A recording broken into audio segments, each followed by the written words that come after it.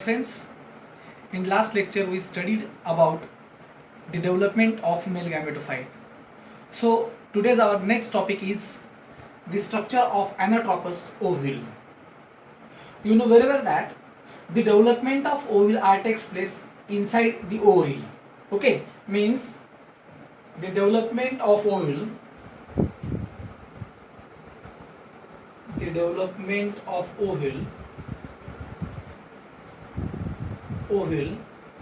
takes place inside the ovary.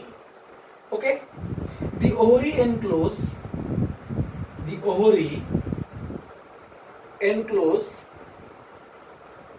one or more ovules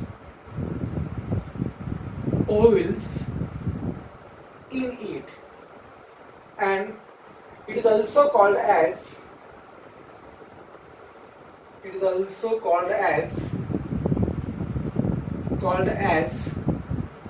forerunner of seed. Okay, ovary it is a integumented megasporangium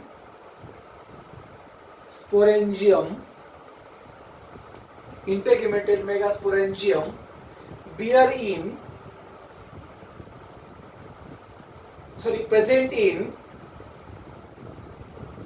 present in seed bearing plants.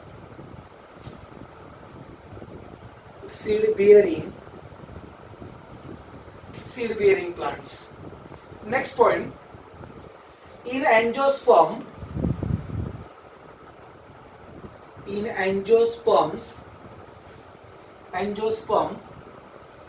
the most common type of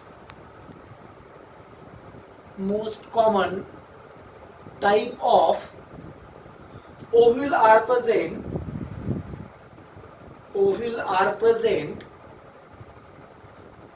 called anatropous ovule. So what is the anatropous ovule? In which the micropyle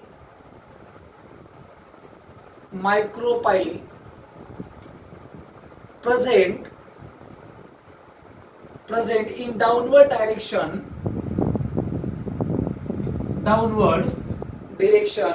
and chalaja present at upward direction. So this type of the ovule are called as anatropous ovule. Okay, the vias of anatropous ovule consist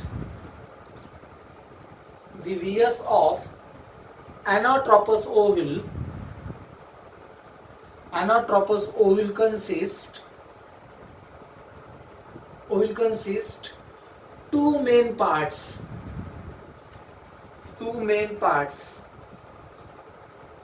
That is, first, stalk. It is also called as funiculus or funicle, and second, body. Stalk and body. Body differentiated into following parts. The body is differentiated into following parts. First part is nucellus, second chalaza, third micropyle, integuments and embryo sac.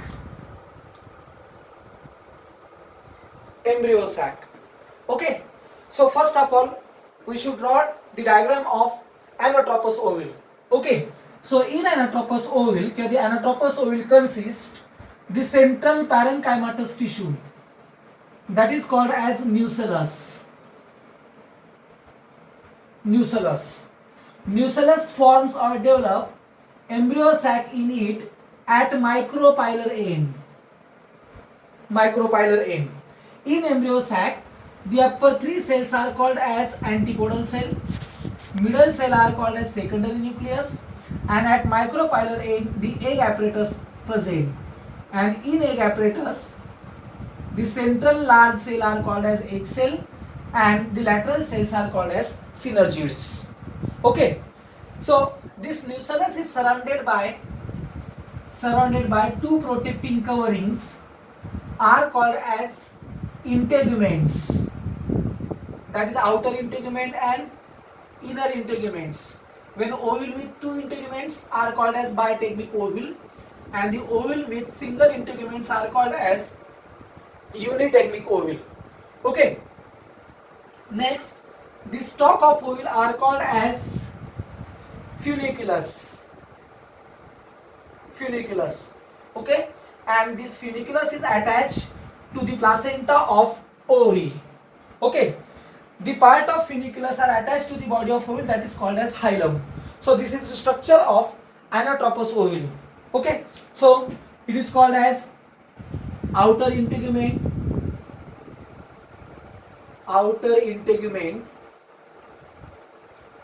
it is inner integument,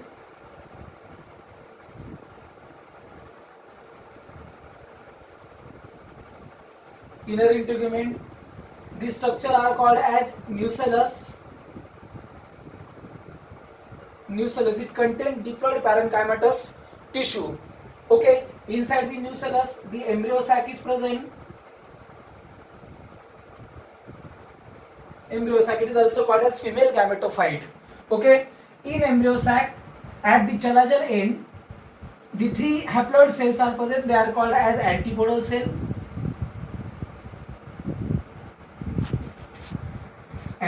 cells.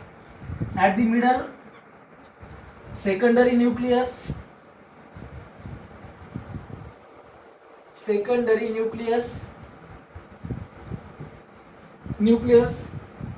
So this last cell are called as egg cell or female gamete, and the lateral cells are called as synergids,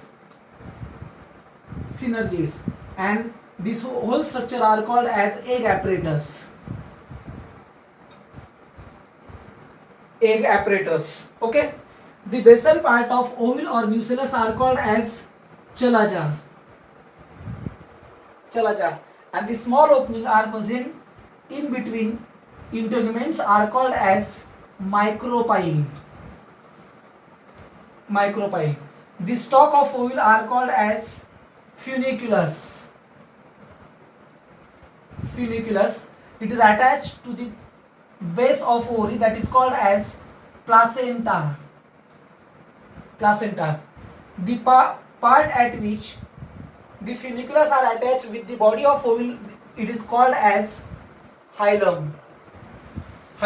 Okay, so this is the structure of anatropous ovule. So we have studied one by one. The first point is stalk.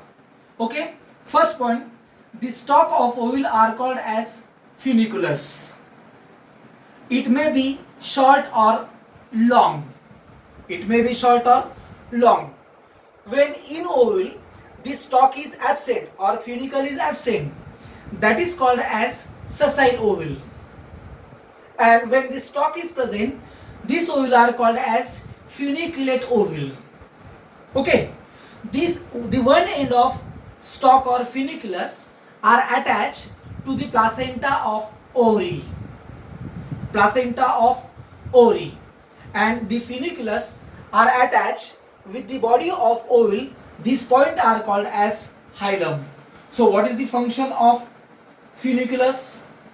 First function, it is supportive and protective part of ovule. Second point, it absorbs nourishment or nutrition from the placenta and provide for the growth and development of ovule. Okay, so these are the functions of stalk or funiculus. Next point is body. Okay, the main part of ovule are called as body. Actually it is a swollen part are present at the tip of funiculus, that is called as body, and body is differentiated into following parts. First nucellus, second chalaza, third micropyle, fourth integuments, and last one is embryo sac. So we have studied one by one. So the first part is nucellus. First part is nucellus. The ovule consists at the center parenchymatous tissue, or at the center of ovule the parenchymatous tissue are present are called as nucellus. Nucellus. And what is the function of nucellus? Nucellus gives rise, or the nucellus develop embryo sac. So what is the function of nucellus? It gives rise, or it develops embryo sac. It develops embryo sac. Okay. Second part is chalaza. Second part is chalaza. It is the basal part of ovule or nucellus. It is the basal part of ovule are called as chalaza. Second point, the end of ovule towards the chalaza are called as chalazal end. And what is the function of chalaza? So the chalaza arise integuments. It arise integuments. The main function of chalaza is it arise integuments. Okay, so this is the information about that chalaza. Next point is integuments. Integuments means the nucellus is externally covered by two protecting layers. The nucellus is externally covered by two protecting coverings or layers are called as integuments. That is outer integuments and inner integuments. When ovule with two integuments are called as bitegmic ovule. When the ovule with only one integuments are called as unitegmic ovule. Okay. So what is the function of integuments? Integuments perform two main functions. First function, it protect nucellus as well as the embryo sac. It protect nucellus as well as the embryo sac. This is the first function of integuments.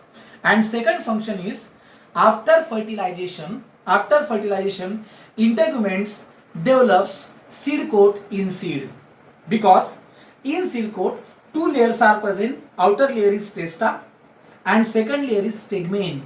Okay, so the testa is developed from outer integument and tegmen is developed from inner integuments. Okay, so these are the two main functions of integuments.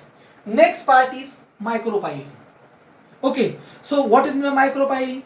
The small opening are present at the apex of ovule.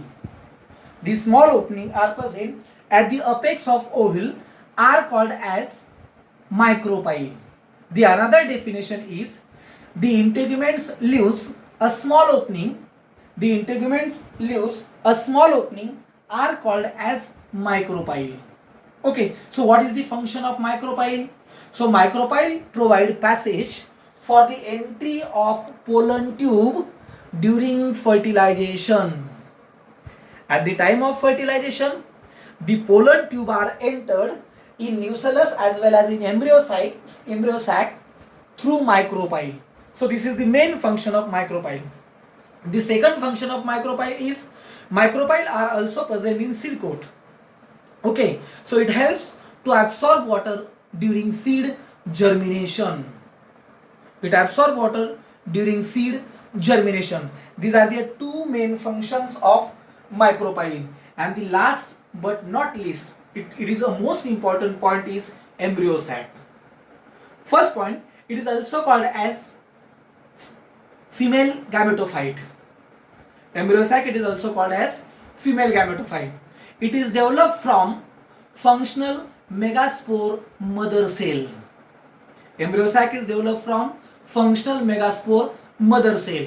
And third point, it is a 7-celled and 8 nucleated structure.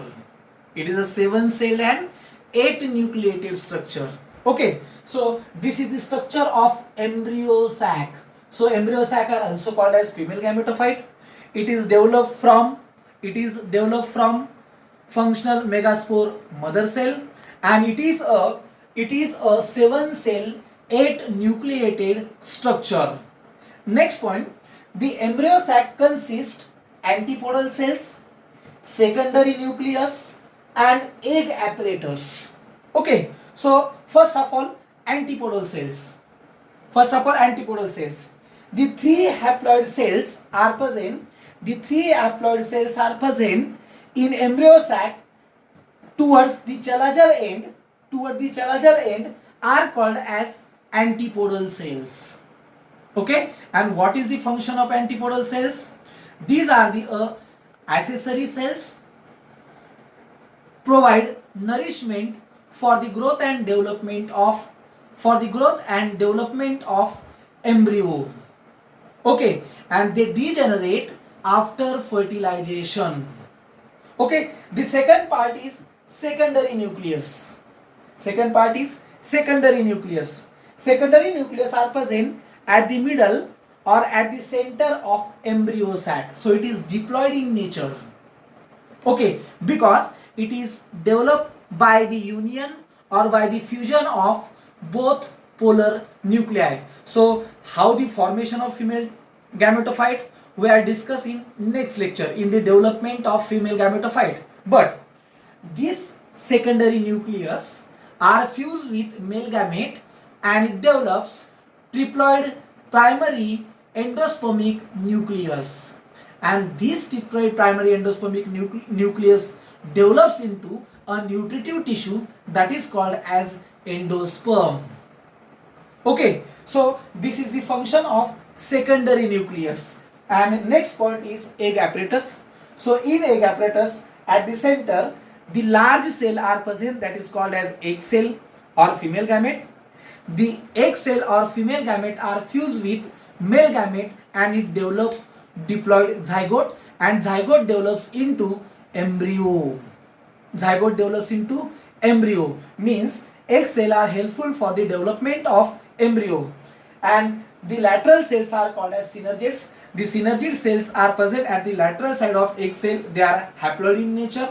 Okay, but these synergid cells consist filiform apparatus, and these filiform apparatus are attract pollen tube towards it.